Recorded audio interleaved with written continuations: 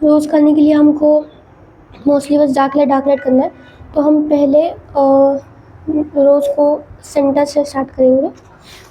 इसलिए हम उसके लिए जो हमारी 6B है जंगल की, उसको लेंगे। इसमें आपको दिख रहा होगा सेंटर में बहुत ही ज़्यादा डार्क जो पार्ट हो रहा है उसको हम पहले कर लेंगे। एंड एज आई सेड, आपको बस लाइन ड्रॉ करने की ज़रूरत है, बहुत ज़्यादा एंड तक आपको 6B से करने की ज़रूरत नहीं है।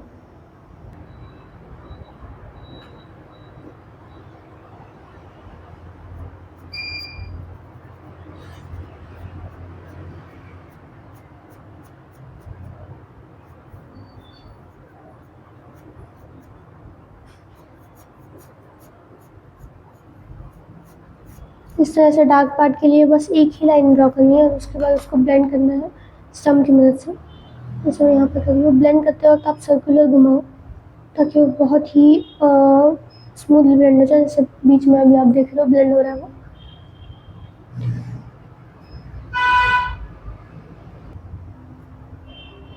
इस तरीके से जैसे जैसे आप बाहर जाते जाओगे वैसे ही थोड़ा सा फेंट फेंट होता जाएगा। उतना ज़्यादा डार्क यूज़ करने की यहाँ पे ज़रूरत नहीं पड़ेगी हमको। मैंने यहाँ पे डायरेक्टली 6B यूज़ किया। इस साइड में उसको लेके जाएंगे।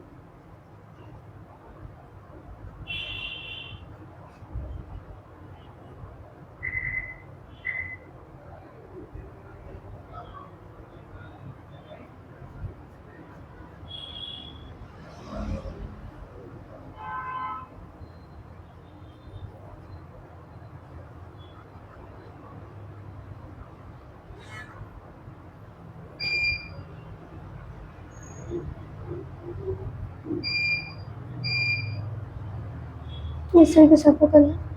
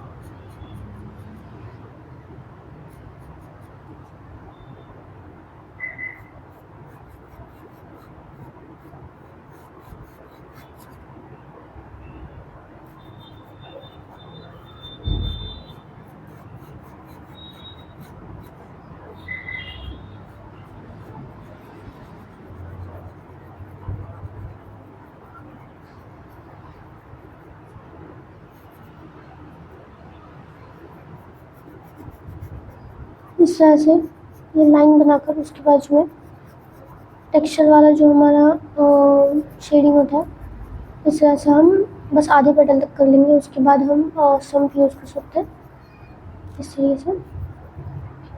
अब मैं 2 भी यूज़ कर रही हूँ, जैसे कि हमने पहले बीच में 6 भी यूज़ की थी। अभी उतनी ज़रूरत नहीं है उतना सारा डार्क करने की, तो इसमें 2 भी यूज़ करूँ।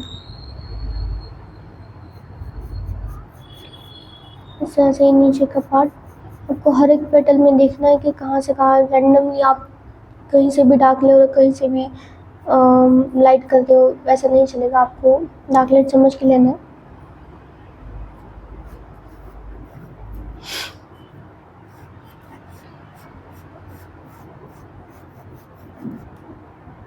पूरा हो जाने के बाद हम इस पे हाईलाइट डालेंगे।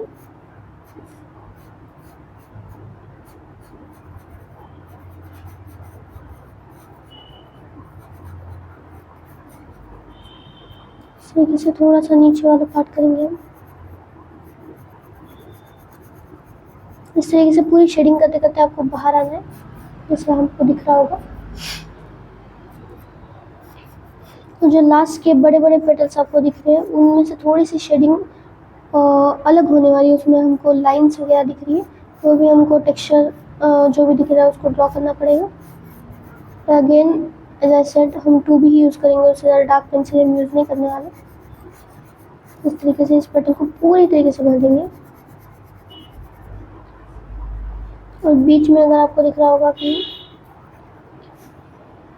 जैसे इस पेटल में जो बाहर की पेटल है, इसमें दिख रहा होगा कि थोड़ा सा ये जो बीच बीच में धब्बे से आ गए रेफरेंस में, उसको भी हमको ड्रॉ करने लेना पड़ेगा।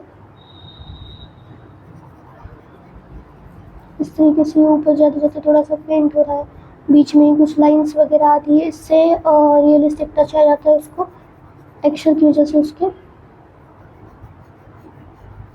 यहाँ पे थोड़ा सा डार्क कर देंगे, कोई रैंडम लाइन हम अंदर ला देंगे, और ये सब कुछ रेफरेंस में आपको दिख रहा होगा जैसे कि मैं कर रही हूँ।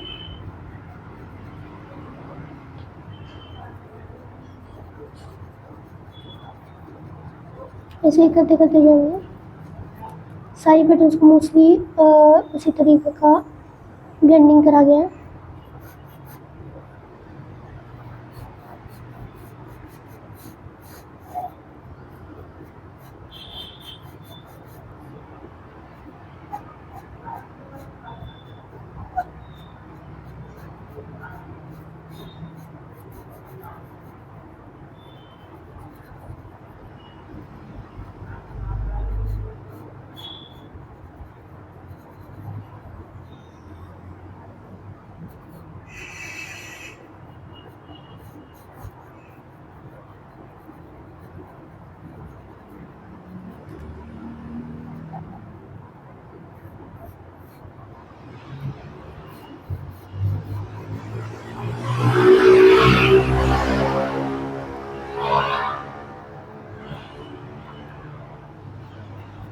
Sorry for that. इस तरीके से आपको ये पेटल करनी है।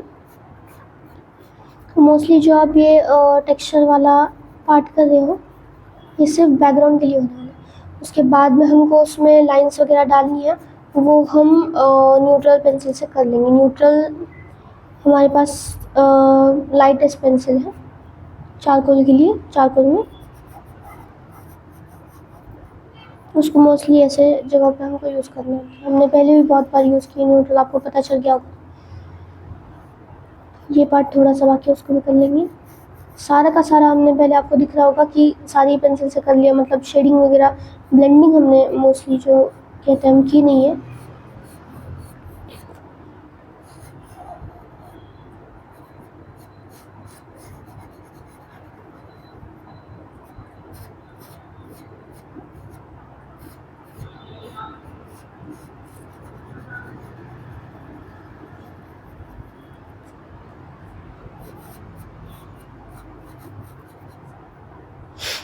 इस तरीके से आ जाए।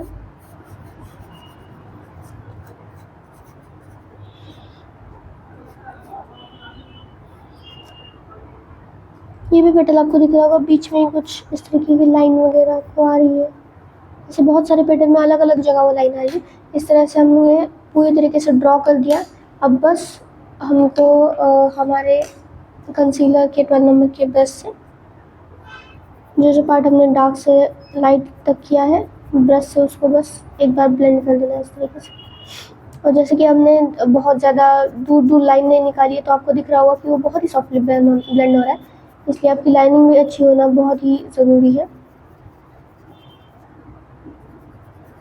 इस तरीके से ये ऊपर ऊपर जाएगा, यहाँ पे थोड़ा सा लाइट आ जाएगा। सेम चीज़ यहाँ पे पेटल के जो सेंटर है वहाँ पे लाइट ज़्यादा आने वाला है, इस तरीके से।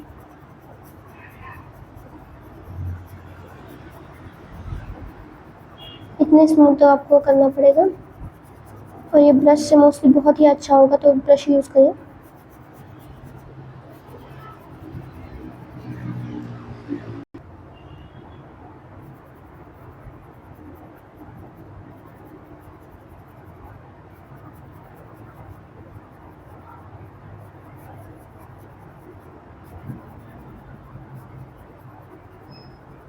आपको बस यहाँ पे डार्क लाइन पे ब्रश रखना है जहाँ पे आपने डार्क किया है, और उसको बस आगे आगे से लेके जाना, ताकि वो पूरा पेटल कहीं भी वाइट ना रहे, पेपर वाइट। इस तरीके से कुछ होगा ये।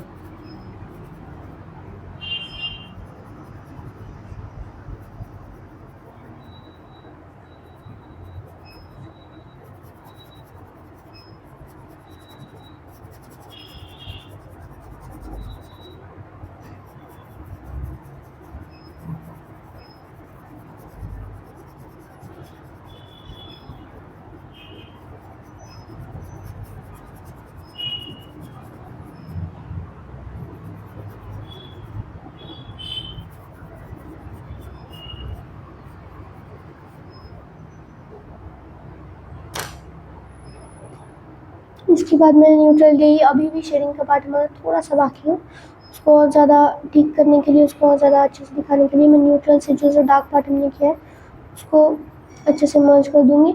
मोस्टली ये पार्ट बीच में दिख रहा है आपको, पूरी तरीके से देखिए तो और थोड़ा सा लाइट करने की ज़रूरत है। वो हम ऑब्वियसली लास्ट में जो हम इरेजर से करने वाले, हाईलाइट्स वगैरह डालने वाले, उससे वो बहुत ही अच्छी तरीके से हो जाएगा। अभी हम वही कर रहे हैं। सेंटर में देखा जाए तो आपको बहुत ही थिन लाइंस दिखेंगी कुछ इस तरीके से।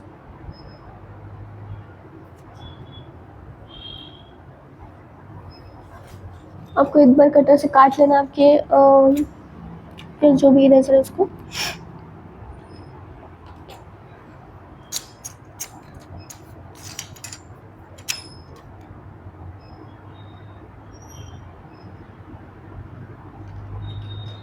इस तरीके से इसे और ज़्यादा बारीक लाइंस आएंगे।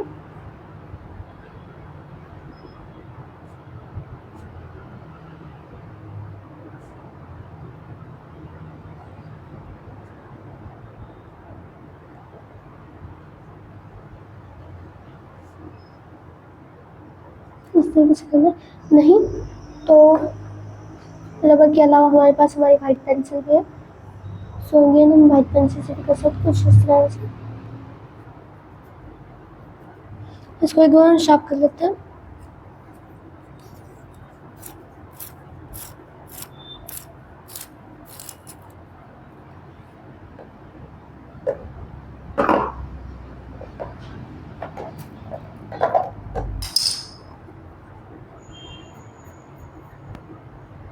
इस तरीके से मैंने उसको शार्प कर लिया। बीच में जो कुछ लाइन्स है वो बहुत ही ज़्यादा शार्प दिखाई गई हैं, उनको वैसे का वैसा उतना ही ज़्यादा शार्प दिखाना।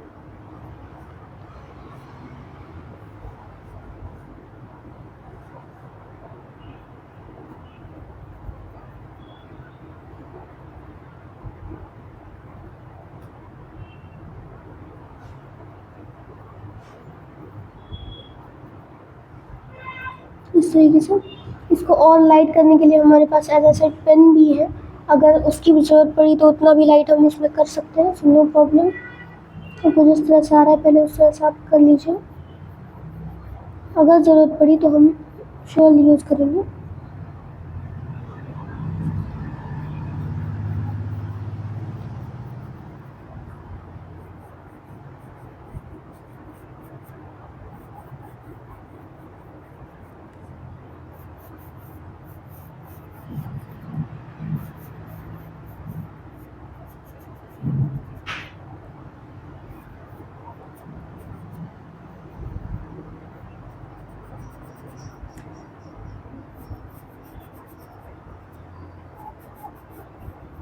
मोस्टली ये जो लाइट पार्ट है पेटल के एंड्स को दिख रहा होगा आपको।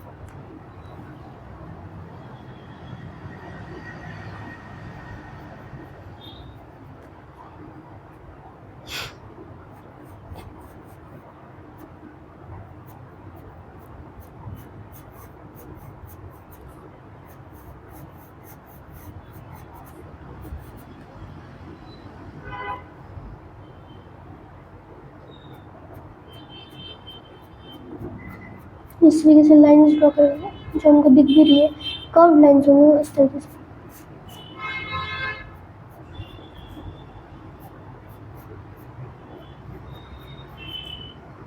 अब जो हम ये पेटल कर रहे हैं इसके लास्ट में जो है थोड़ा सा डार्क पार्ट है, तो हमें जैसे हमने यहाँ पे किया एंड से शुरू नहीं करना है, हमें बीच में ही करना है, लाइन्स करनी है।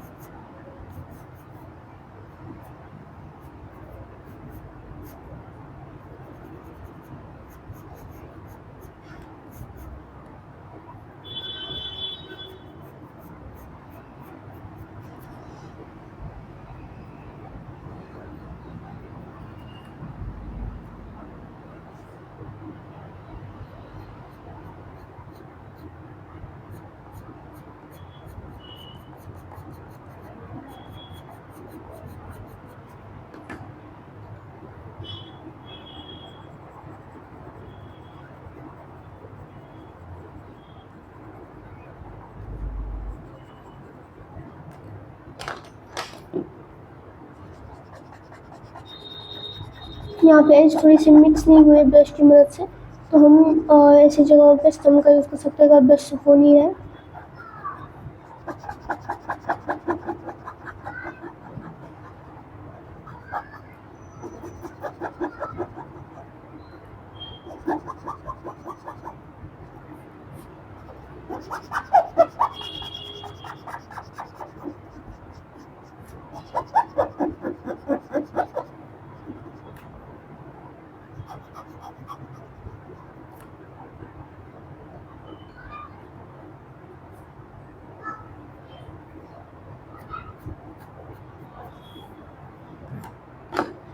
इसको थोड़ा सा और डार्क कर देंगे, नीचे पेटल इसलिए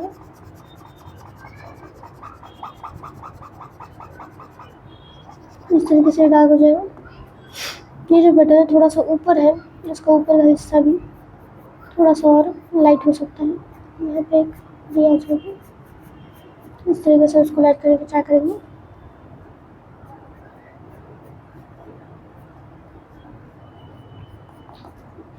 अब ये सब कुछ होने के बाद हम हमारी वाइट पेन से यूज़ करने वाले हैं, वाइट पेन। यहाँ पे बहुत जगह आपको थोड़े से इस तरीके की चीज़ दिख रही है जिसकी मैं अभी ट्राई करने वाली ड्रॉ करने के लिए। इस तरीके से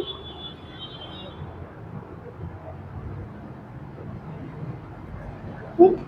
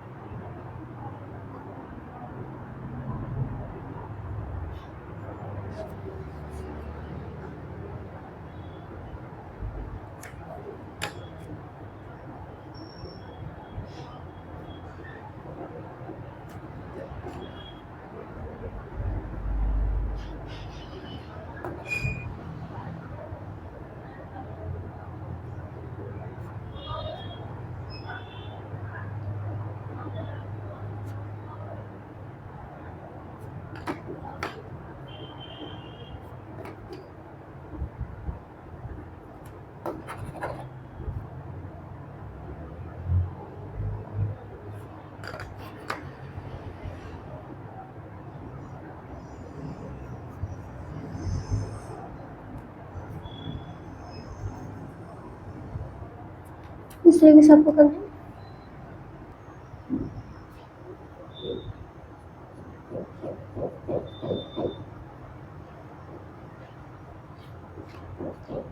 इस तरीके से मैंने यहाँ पे पेन डाल दी।